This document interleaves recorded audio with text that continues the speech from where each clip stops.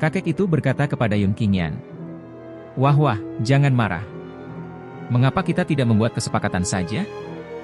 Jika kamu bersedia menghapus jejak dari binatang kecil ini, aku dapat memberimu hati tahu benih iblis. Apa? Kakek itu terkejut karena sarung pedang Yun Qingyan dapat menghancurkan perlindungan kakek itu. Kakek itu menangkis serangan dari sarung pedang Yun Qingyan. Apa latar belakang senjata anak ini, bisa-bisanya memecahkan penghalang yang telah kubuat, gumam kakek itu.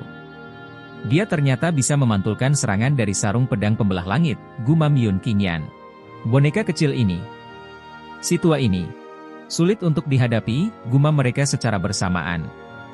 Sepertinya ini akan membutuhkan sedikit usaha, ucap kakek itu. Kemudian kakek itu mengeluarkan jurusnya, kekuatan serangan 5 elemen. Tiba-tiba muncul duri-duri besar di bawah Yun Qingyan. Yun Qingyan melompat untuk menghindarinya. Dia sungguh bisa melakukan jurus begini? Mengontrol kekuatan 5 elemen dengan hawa kekuatan, setidaknya dia berada di atas alam bawaan. Si tua ini, setidaknya jauh lebih tinggi dariku, ucap Yun Qingyan.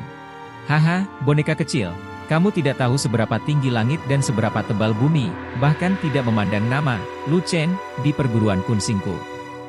Ayo serang lagi, ucap kakek itu. Yun Qingyan terus bergerak menghindari serangan. Hahaha, bukankah kamu terlihat bagus saat berurusan dengan Jia Kui? Kenapa kamu kabur saat melawanku, lanjut kakek itu.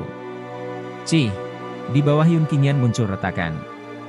Aku sudah menangkapmu, boneka kecil, ucap kakek itu. Yun Qingyan mulai panik.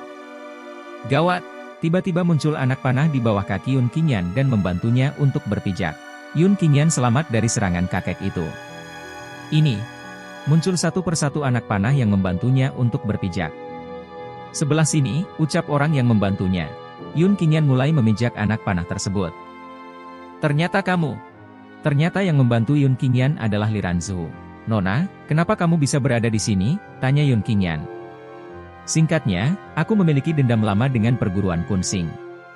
Aku kalah pada pertempuran sebelumnya, kemudian mereka membawa pergi Qiling yang datang membantu. Aku mengikutinya diam-diam, mencari kesempatan untuk menyelamatkan Qiling, ucap Li Ranzu. Yun Qingyan berterima kasih kepada Li Ranzu. Ternyata begitu, terima kasih banyak, Nona.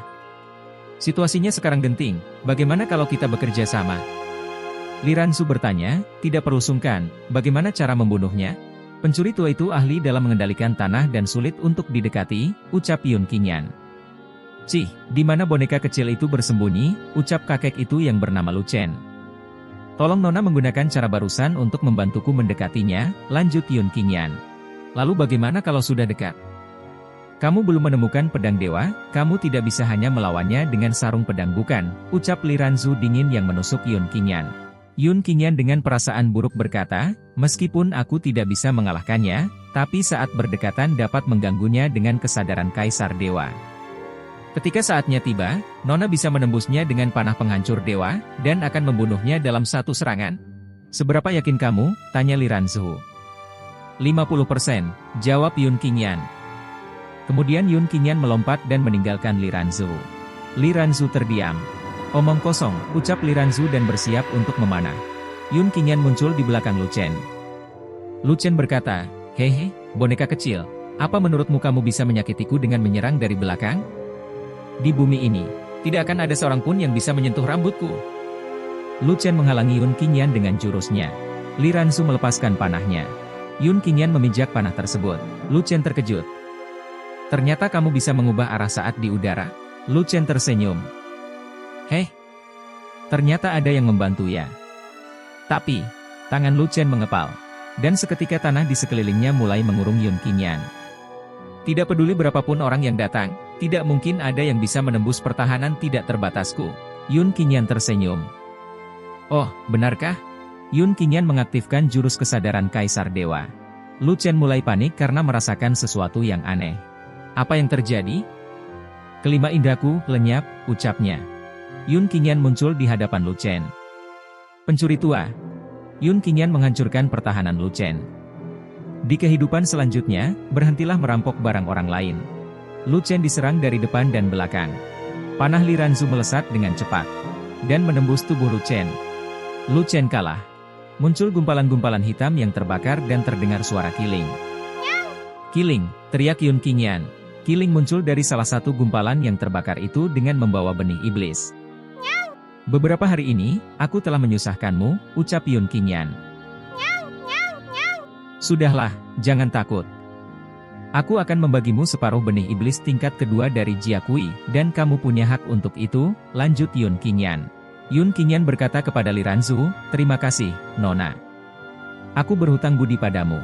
Li Ranzu menjawab, tidak perlu, masalah ini juga awalnya karena aku dapat membunuh seorang petarung perguruan Kunsing dari perguruan besar di dunia bintang langit. Aku merasa jauh lebih baik. Nona, panahmu. Ucap Yun Qingyan. Bukankah kamu menyuruh Kiling datang untuk meminta panah? Aku akan memberikanmu panah itu, jawab Li Ranzu dan pergi meninggalkan Yun Qingyan. Tunggu, kepribadian dan gayanya, benar-benar. Yun Qingyan menyadari sesuatu di bawahnya. Muncul retakan dan petir berwarna kuning. Jurus membelah ruang. Tiba-tiba muncul sebuah cakar iblis dari tanah itu. Dasar anak muda sialan. Berani-beraninya membunuh tubuh bayi milikku. Aku akan menghancurkanmu hingga berkeping-keping. Cakar itu mulai menyerang Yun Qingyan. Yun Qingyan berusaha melawannya. Untungnya bukan dia yang datang, mari kita telusuri detail cakar hawa kekuatan ini terlebih dahulu, gumam Yun Qingyan. Yun Qingyan melakukan serangan kepada cakar itu. Tapi cakar itu bisa memulihkan diri lagi. Hahaha. Boneka kecil, serangan seperti ini tidak mempan untukku, ucap cakar itu. Cih, saat diserang, cakar ini akan melemah, tetapi akan segera pulih. Tapi, jika memanfaatkan saat dia lemah, aku juga bukannya tidak punya kesempatan, gumam Yun Qingyan. Yun Qingyan menggunakan transmisi suaranya, Kiling, sebentar lagi kita akan menggunakan kekuatan spiritual terkuat untuk menyerang cakar itu. Di saat cakar spiritual itu lemah, roh api keluarkan seluruh kekuatanmu dan telan dia. Baiklah, Tuan, jawab roh api. Kiling berubah menjadi serigala besar, dan menyerang cakar itu bersama Yun Qingyan. Baiklah, ayo kita serang.